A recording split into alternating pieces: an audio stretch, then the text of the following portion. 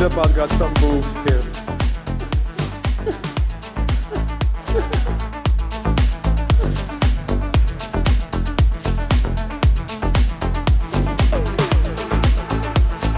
So this is essentially the same full self-driving computer that runs in your Tesla cars, by the way.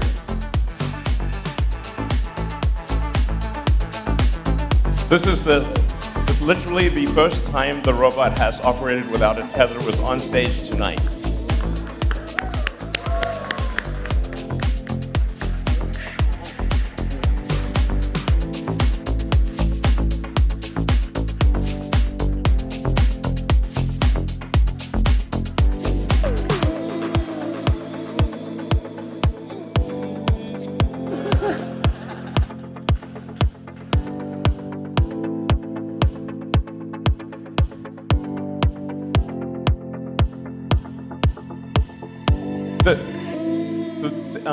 So the robot can actually do a lot more than we just showed you. We just didn't want it to fall on its face.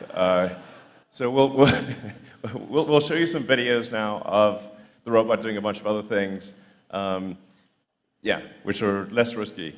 Yeah. We should close the screen, guys. Yeah.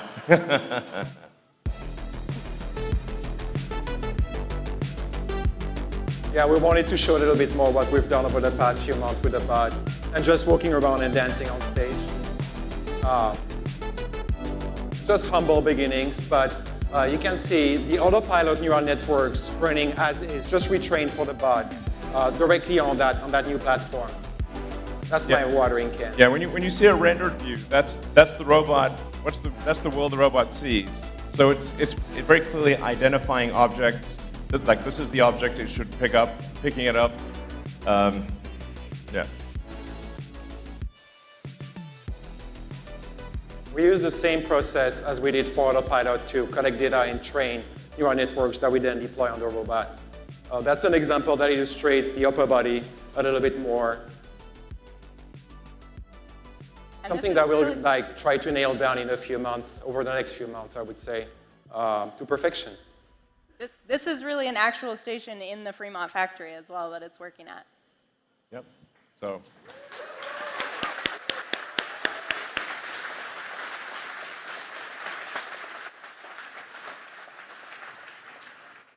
And that's not the only thing we have to show today, right? Yeah, absolutely. So what you saw was what we call Bumble C. That's our sort of rough development robot using semi-off-the-shelf actuators.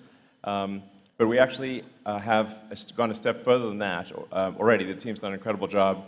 And we actually have an Optimus bot with fully Tesla-designed and built actuators, battery pack, control system, everything. It wasn't quite ready to walk, but I think it will walk in a few weeks. But we wanted to show you the robot, something that's actually fairly close to what will go into production, and show you all the things it can do. So let's bring it out. Do it.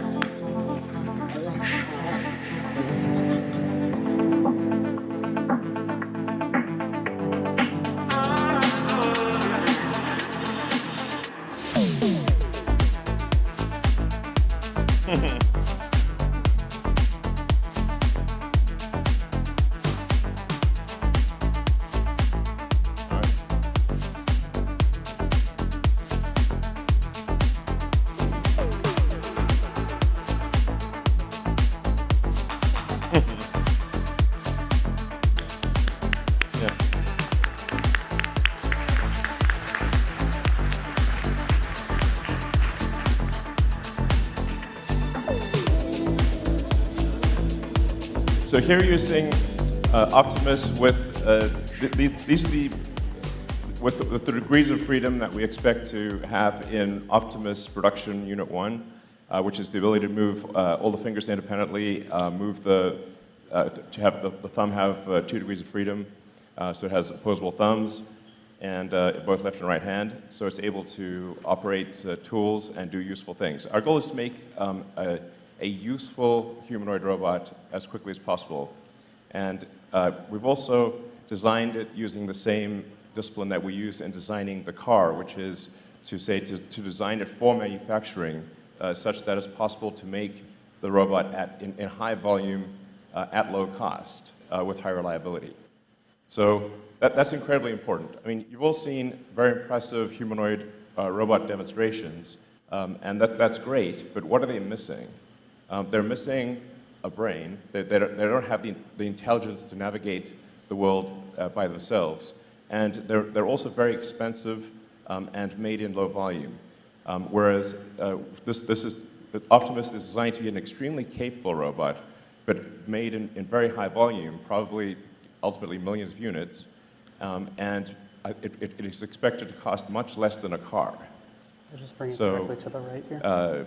I would say probably less than $20,000 would be my guess. Okay.